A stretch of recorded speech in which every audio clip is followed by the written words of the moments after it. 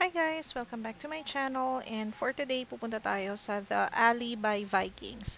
So quick review lang to ha, wala nang masyadong etchos. So check na natin yung food selection nila.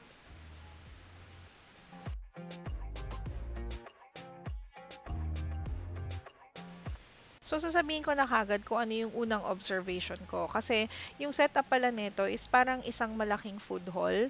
Meron siyang mga stalls ng iba't ibang stations like desserts, pizza, pasta. And feeling ko dahil sa ganong setup, imagine mukha siyang food court. Dahil sa ganong setup, feeling ko mas konti yung food selection nila.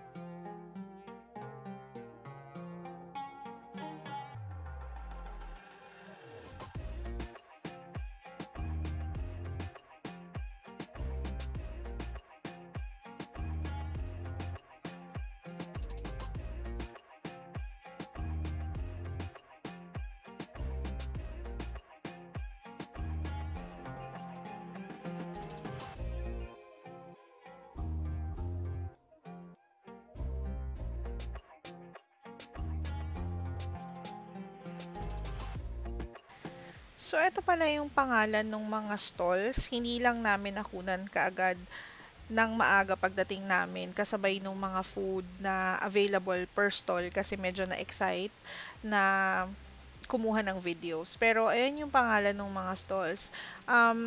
Medyo ano lang, yung sa parang roasting station nila, hindi ko alam kung anong pangalan or nakalimutan ko na yung name. Pero dun sa roasting station nila, parating nauubusan ng roast beef. Kung hindi ako nagkamali, parating nauubusan ng roast beef. And same dun sa Japanese na station. Parang parating ubos yung shrimp tempura, which is normal lang naman.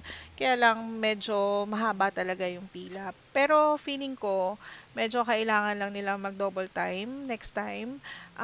Kasi again, like yung sa roast beef, parang kailangan mo pang mag-antay. And same dun sa shrimp tempura nila.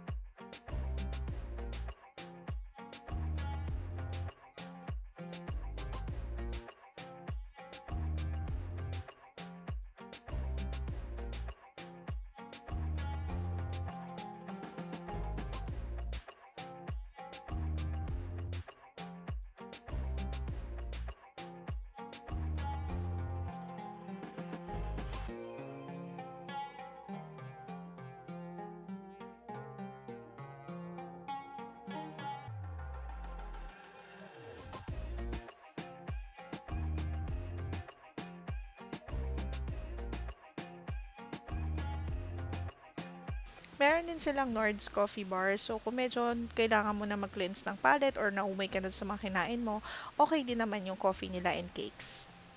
And syempre, meron din silang bar. So, meron silang cocktail for today. Parang alam ko may bayad kung ibang cocktail yung orderin mo. Pero yan yung cocktail nila for that day, margarita, and hindi siya masarap.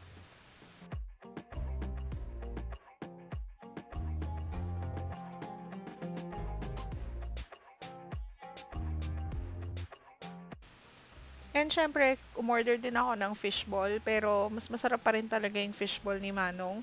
Siguro kasi medyo malinis tong nasa The Alley, kaya medyo kulang yung lasa.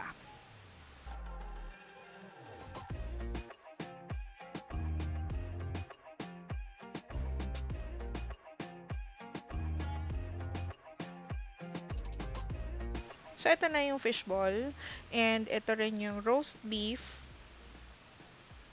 Medyo hindi na maganda yung itsura. Ito hindi ko matandaan kung ano yung title niya. Tsaka medyo sunog yung natikman ko. Kaya hindi ko masyado natandaan. Itong chicken shawarma, okay lang, sakto lang. Wala namang special. And ito yung masarap. Masarap yung cassava cake nila and yung pichi-pichi. Basta actually lahat siya masarap. Walang hindi masarap dun sa mga assorted bars nila and dun sa mga kakanin. Especially yung biko. Dito wala akong nagustuhan. Okay din pala yung chicken nuggets nila, pero processed siya. Hindi siya yung totoong nuggets. So, yun.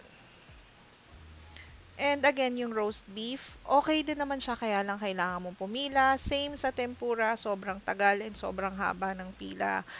Yun lang yung medyo hindi ko nagustuhan.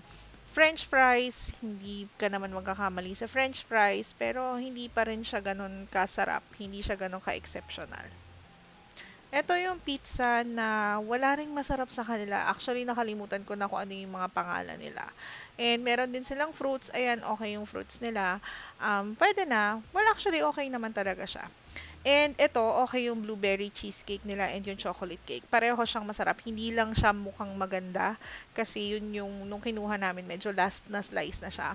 Pero okay and masarap yung dalawang yan. And of course, yung coffee. Sabi ko nga, okay naman yung coffee ng Nord's Coffee Bar. Ito namang squid, hindi ko siya nagustuhan. Sobrang alat niyan, promise. And yung mga pasta nila, okay lang din. Wala namang masyadong kakaiba. Pero not bad.